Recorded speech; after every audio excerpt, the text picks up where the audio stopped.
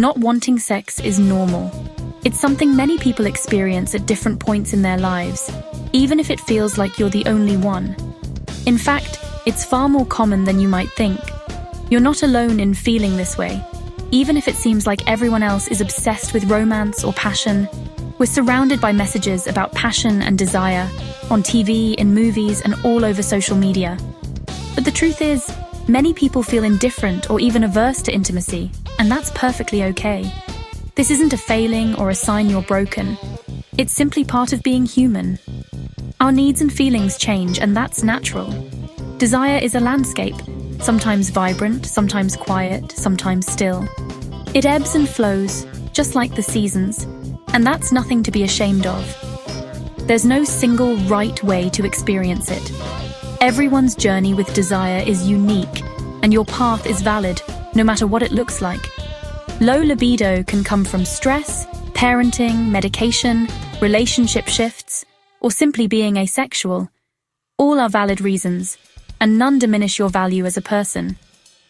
The myth of constant desire can make you feel isolated, but your worth isn't measured by your libido. You are enough, just as you are. True connection is about being seen and accepted as you are, with whatever level of desire you bring. Real intimacy is built on understanding and acceptance. Intimacy has many languages. Sex is only one of them.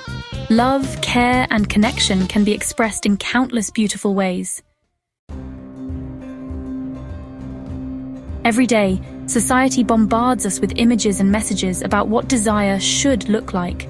Urgent, constant, and passionate, as if it's always burning hot and impossible to ignore. We're surrounded by these expectations, whether we realize it or not. Movies, ads, and social media set standards that are not just unrealistic, but often unattainable, making us feel like we must always crave sex to be considered normal or healthy. It's a message that seeps into our minds, shaping how we see ourselves and our relationships. This constant pressure can make you question your body, your relationship, even your very identity. You might wonder if something is wrong with you, or if you're missing out on something everyone else seems to have. It's like being handed a script you never auditioned for, expected to play a part that doesn't fit who you really are. Performing this role day after day is exhausting and inauthentic, leaving you feeling drained, ashamed, and guilty for not living up to the script.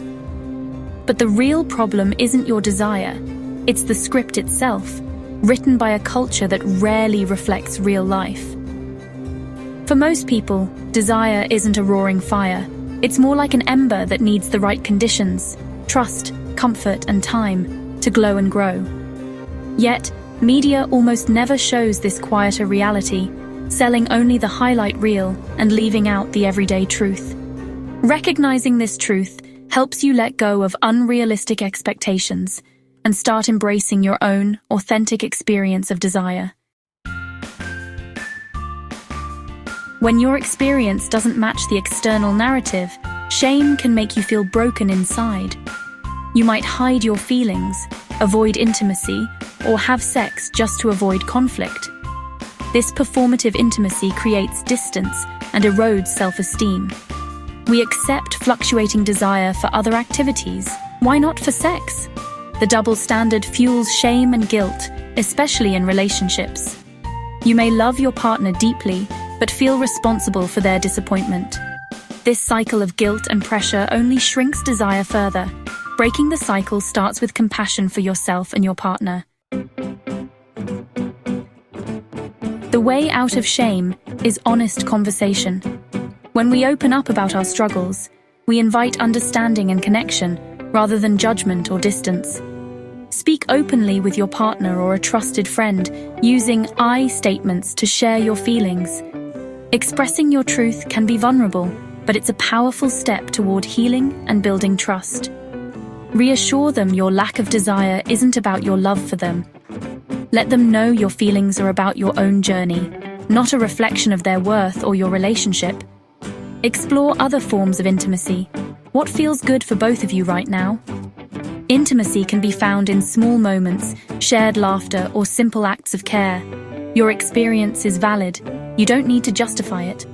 Trust that your feelings matter, even if they don't match what you think is expected.